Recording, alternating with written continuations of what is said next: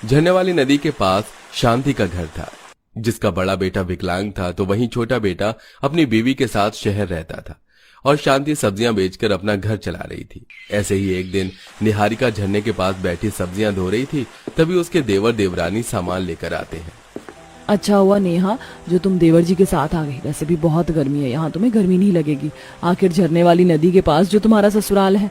अच्छा तुम दोनों सामान अंदर रखो, हाथ पैर धो और झरने के पास बैठो, मैं खाना लगा देती हूँ। निहारिका के कहने पर नेहा और दिवाकर मुंह हाथ धोकर झरने के पास जाकर बैठ जाते हैं।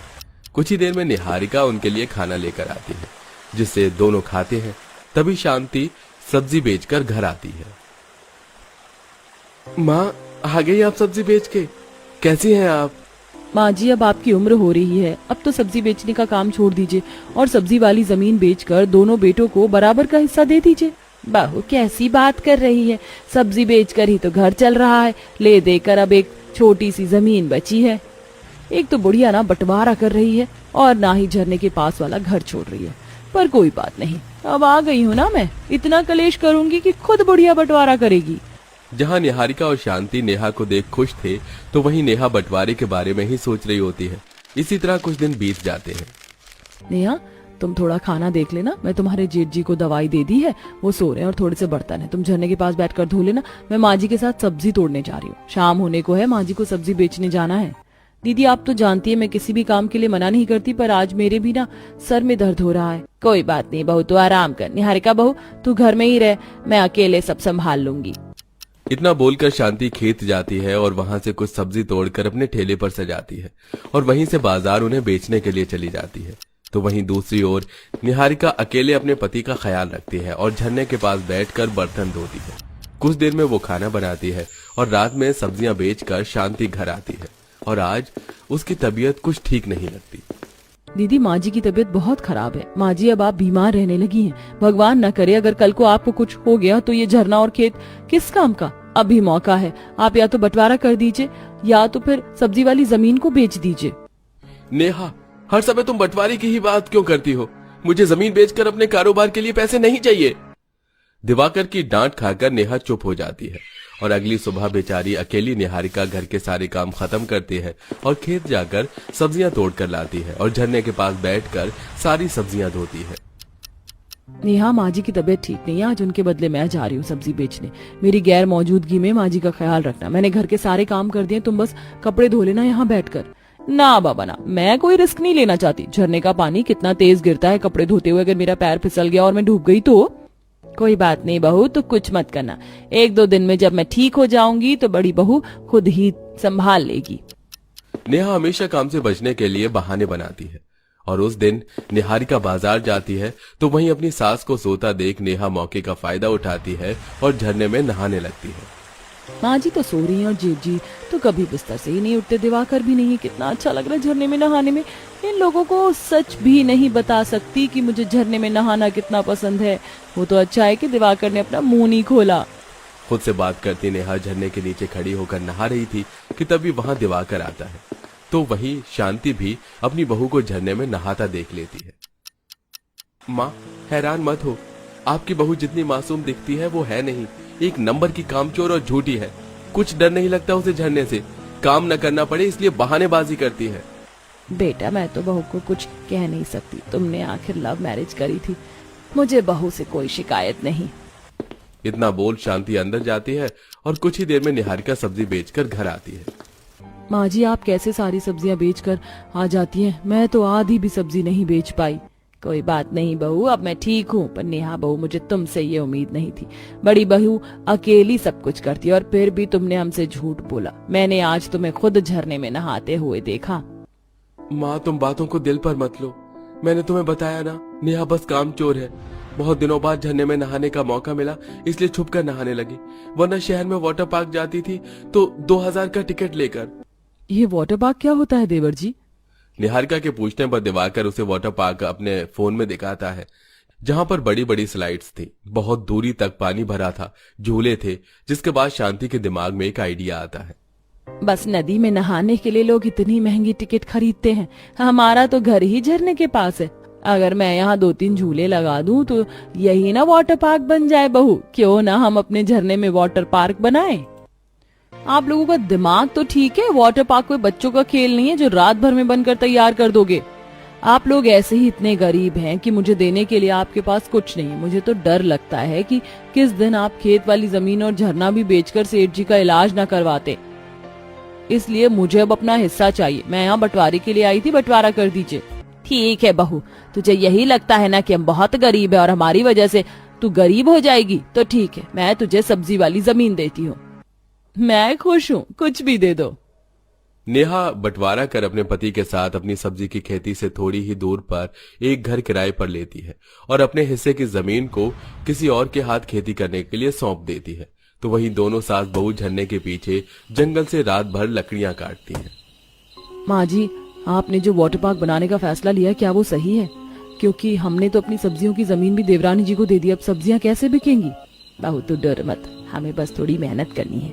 एक बार मेरा झरना वाटर पार्क बन जाए, फिर देखना कितने लोग आते हैं। और रही सब्जी की बात, तो मेरे पास इतने पैसे हैं अभी कि मैं मार्केट से सब्जी लाकर उन्हें बाजार में बेच सकूं।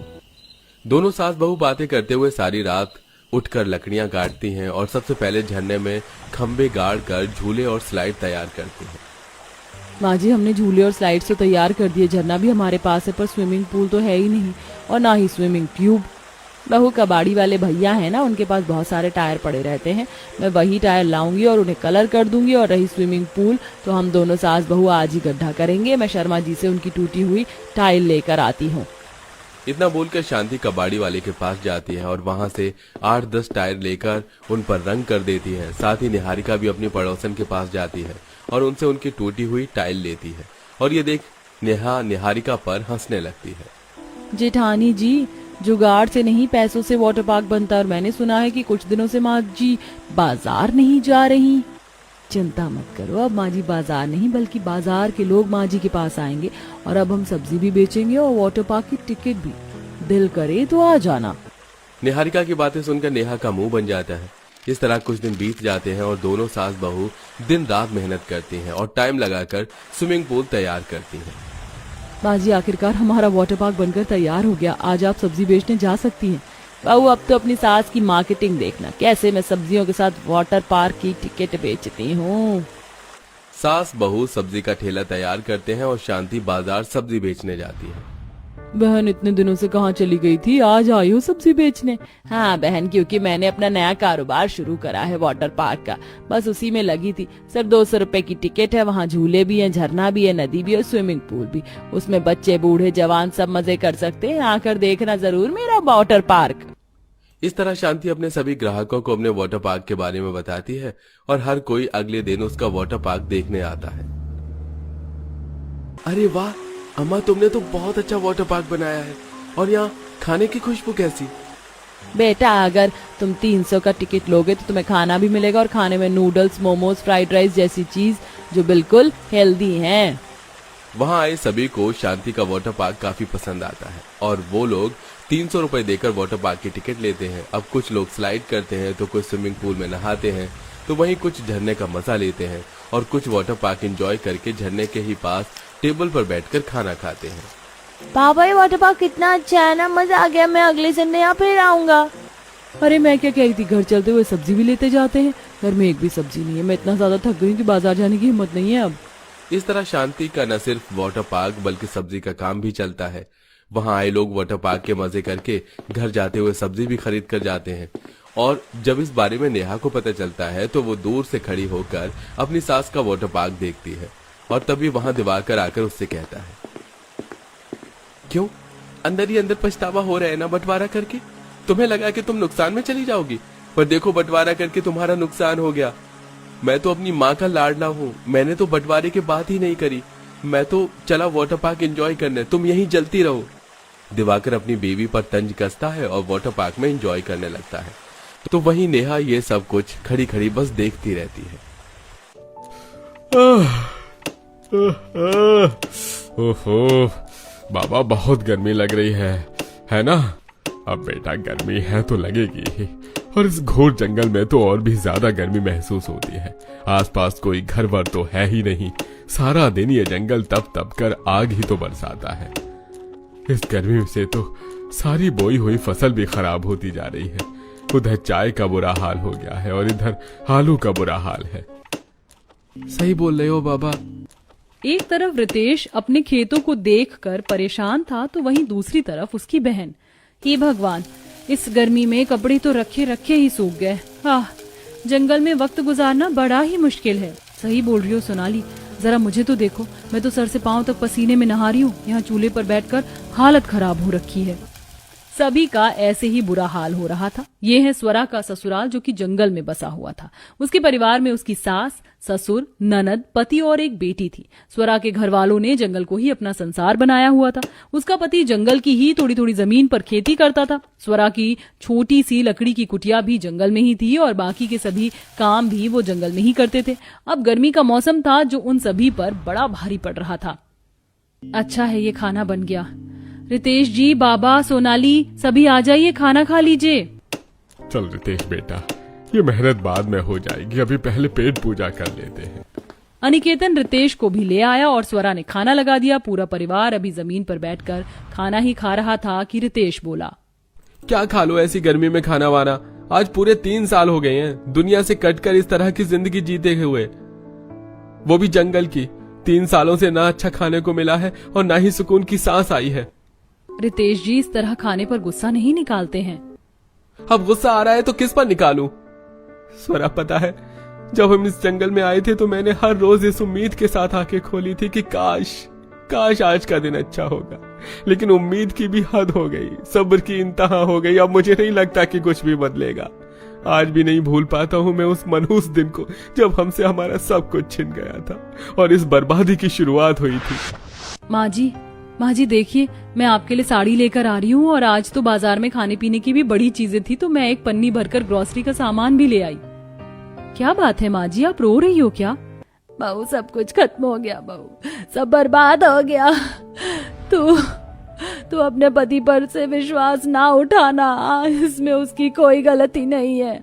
क्या बोल रही हो माँ जी, मेरी कुछ समझ नहीं आ रहा, क्या हुआ है? स्वरा, अब हमारा इस घर से जाने का वक्त है। मैंने कुछ गलत नहीं किया है लेकिन एक इल्जाम लग जाने की वजह से मुझे ये घर छोड़ना होगा। कैसा इल्जाम? क्या बात हो रही है यहाँ? रितेश जी कुछ तो बताइए। मैं बताता हूँ ना भाभी, ये रितेश क्या अपने मुंह से बताएगा। कंपनी से बहुत सारे पैसे गायब हुए हैं, वो भी उस अकाउंट से जिसको आपके पतिदेव रितेश जी हैंडल करते थे। सभी अच्छी तरह से अच्छे से छानबीन हो गई है और हर सुराग यही बता रहा है कि किसी और के चोरी कर पाने की आशंका ही नहीं है। अगर कोई चोर है तो वो आपके पतिदेव ही है और इसी वजह से हम आपका घर, आपका सामान, आपका बैंक बैलेंस और सब कुछ जब्त कर रहे हैं। नहीं, बिल्कुल भी नहीं, ऐसा नहीं हो सकता। सुनिए, आप रितेश जी के बॉस है ना, आपको तो पता होगा कि रितेश जी कैसे, वो ऐसा कभी नहीं कर सकते हैं। भाभी, पैसा कब किसकी नीयत बदल दे ये कोई नहीं जानता और आपका मेरे सामने गिड़गिड़ाने से कोई फायदा भी नहीं होगा। आपका मकान और सब कुछ हमारे नाम हो ही चुका है, तो आप लोग अब जाइए, जहां जाना हो जाइए, बस यहां से निकलिए। एक ही झटके में एक इल्जाम के तहत रितेश से उसका सब कुछ छिन गया। अब सर से छत और जेब से पैसा चले जाने की वजह से कोई भी रितेश की मदद करने को तैयार नहीं था। लाला जी, आप तो जान पहचान के आदमी हैं, मैं कोई पैसा मारने वालों में से नहीं हूं। मुझे ये कमरा किराए पर दे दीजिए, मैं 1 महीने में आपका किराया पक्का चुका दूंगा, लेकिन अभी एडवांस नहीं दे सकता हूं। अरे नहीं, बिल्कुल भी नहीं भाया। कोई और होता तो मैं घर देने को सोच भी सकता था, लेकिन तुम तो चोर हो भाई। इतनी अच्छी नौकरी चोरी की वजह से गवा दी तुमने। मैं तो तुम्हें बिल्कुल कमरा ना दूं, क्या पता मेरा किराया ही खा जाओ। लाला ने रितेश की कोई मदद नहीं की। ऐसे ही जिससे भी रितेश ने मदद मांगनी चाहिए उसने उसे चोर कहकर भगाया। अब रितेश को समझ आ रहा था कि दुनिया वाले बस पैसे वाले को ही इज्जत देते हैं। रितेश ने ज्यादा किसी के आगे रहम या मदद की भीख नहीं मांगी। वो अपने परिवार को लेकर एक जंगल में आ गया और वहीं उस जंगल को उसने अपना संसार बना लिया। उस दिन के बाद से रितेश की हर सुबह जंगल में ही हुई। रितेश जी, जो बीत गया उसको सोचकर अब क्या दुख मनाना है। आप ये तो देखो कि जब दुनिया ने ठुकराया तब हमें कुदरत ने जगह दी, इसीलिए हमारे पास जो है हमें उसी में शुक्र करना चाहिए। जो गुजरा वो एक खूबसूरत धोखा था और जो है वो कड़वी सच्चाई है, लेकिन इसी उतार चढ़ाव का नाम ही तो जिंदगी है ना। स्वरा की बात को सुनकर रितेश ने गर्दन हिला दी और अब भी वो सभी खाना ही खा रहे थे कि तभी रितेश को अपनी छोटी सी बेटी के पांव के पास एक बड़ा काला नाग आता हुआ दिखाई दिया। सोना, सभी लोग पीछे पीछे को हो जाओ, पीछे हो जाओ। सोना, मेरी बच्ची, रितेश जी कुछ कीजिए, ये नाग तो सोना को कहीं डस ना ले। स्वरा बुरी तरह से घबराने लगी। सभी घर वाले भी डर रहे थे क्योंकि नाग सोना के पास ही था कि तभी रितेश ने पास ही घर में से एक भारी सी लकड़ी उस नाग पर फेंक कर मारी। लकड़ी एकदम सही जगह पर लगी जिससे नाग सोना से दूर भाग गया। नाग के भागते ही स्वरा ने सोना को गोद में उठा लिया और वो उससे लिपट कर रोने लगी। हे भगवान, कहते हैं कि कभी तुझसे शिकायत नहीं करनी चाहिए, लेकिन ऐसी जिंदगी से तो अच्छा है कि तू मौत ही दे दे। स्वरा के शब्द रितेश को किसी तीर की तरह चुभे, लेकिन उसने उस वक्त जाहिर नहीं किया। जंगल में रहना और वक्त गुजारना आसान नहीं था। ऐसे ही अगले दिन सभी अपने अपने कामों में सुबह से ही जुटे हुए थे। रितेश और अनिकेत दोनों गर्मी में नदी से पानी ला लाकर अपने खेतों की सिंचाई कर रहे थे, तो वहीं दूसरी तरफ स्वरा और सोनाली दोनों मिलकर खाना बनाने की तैयारी कर रही थी। सोनाली, चलो आज तो वो जो जंगल में सेब का पेड़ है ना, वहां से सेब लेकर आते हैं, आज खाने में सेब भी काटेंगे। ठीक है भाभी, चलिए आइए चलते हैं। स्वरा की बात को सुनकर सोनाली और स्वरा दोनों जंगल से सेब लाने जाने को निकल गई। सेब का पेड़ काफी दूर था, ऐसे में उनके पांव भी जाते जाते जलने लगे और उन्हें पसीना भी आ गया, लेकिन वो दोनों आखिर सेब ले ही आई। ऐसे ही उनकी जिंदगी पूरी तरह चुनौतियों से भरी हुई थी। अगर उन्हें पानी भी लाना होता तो दूर तक चलकर नदी से लाना पड़ता था। ऐसे ही सिलसिला जारी था और आज शाम के वक्त स्वरा के घर में सभी खाना खाने ही बैठ रहे थे कि उन्हें एक गाड़ी के हॉर्न जैसी आवाज आई। जंगल में कोई गाड़ी आई है क्या? लगता तो है, ऐसा लग रहा है जैसे किसी की गाड़ी जंगल के गड्ढों में फंस गई है। चलिए रितेश जी चलकर देखते हैं, हो सकता है कि किसी को हमारी जरूरत हो। रितेश और स्वरा ने जैसे ही बाहर झांक कर देखा तो उन्हें कुछ दूरी पर फंसी हुई गाड़ी दिखाई दी, जिसका पहिया एक गड्ढे में फंस गया था और वो आगे नहीं बढ़ पा रही थी। अरे साहब, हाथ लगाऊं क्या? अरे कौन हो भैया? यहीं का रहने वाला हूँ, जल्दी से बताओ, हाथ लगाऊं क्या? अजय, ये भी कोई पूछने की बात है। चलिए, बेचारे न जाने कौन है, हम मदद कर देते हैं। स्वरा और रितेश गाड़ी को धकेलने लगे, लेकिन वो इतनी ज्यादा बड़ी थी कि उनकी ताकत काफी नहीं रही। अभी वो दो लोग ही दम लगा रहे थे कि पीछे से परिवार के बाकी सदस्य भी आ गए और सभी ने ताकत लगाकर गाड़ी को गड्ढे से निकाल दिया। गाड़ी गड्ढे से निकलने पर गाड़ी का मालिक गाड़ी से निकला और रितेश का शुक्रिया अदा करने लगा कि तभी आपका बहुत बहुत शुक्रिया। अरे रितेश, ये तुम ही हो ना? तुम यहाँ इस जंगल में क्या कर रहे हो? अरे बॉस, आप क्या करूंगा, आपकी ही बदौलत ये घर नसीब हुआ है। मुझे माफ कर दो रितेश, माफ कर दो जो मैंने तुम्हारे ऊपर भरोसा नहीं किया। मुझे लगा कि तुम झूठ ही बोल रहे हो, लेकिन मैं गलत था। तुम्हें काम से निकालने के 1 महीने बाद असली चोर पकड़ा गया, जिसके बाद मुझे काफी दुख हुआ। मैंने तुम्हारे रिश्तेदारों और पड़ोसियों से तुम्हारा पता भी पूछा, लेकिन किसी ने भी मुझे कुछ नहीं बताया। आज तुम मुझे देखो, कैसे इत्तेफाक से मिल गए। चलो रितेश, वापस चलो, मैं तुम्हें वापस लेकर जाना चाहता हूं। नहीं, मैं यहां से कहीं नहीं जाऊंगा। ये जंगल मेरा संसार बन चुका है। और जिद्दी मत बनो रितेश, तुम्हारा परिवार हमेशा इस जगह पर नहीं रह सकता है। तुम समझ तो रहे हो ना, जो भी था बस एक गलतफहमी ही थी जो कि सुलझ चुकी है। मैं तुम्हें फिर से नौकरी दूंगा और तुम्हें फिर इज्जत मिलेगी। अपनी छोटी सी बेटी की खातिर चलो। अपने परिवार का मुंह देखकर रितेश वापस जाने को मान गया। बस फिर क्या था, उसी दिन रितेश का परिवार जंगल को छोड़ आया और उन्हें दोबारा अपना घर मिल गया। अब रितेश को फिर से मोहल्ले में इज्जत मिलने लगी और अब सब कुछ ठीक हो चुका था।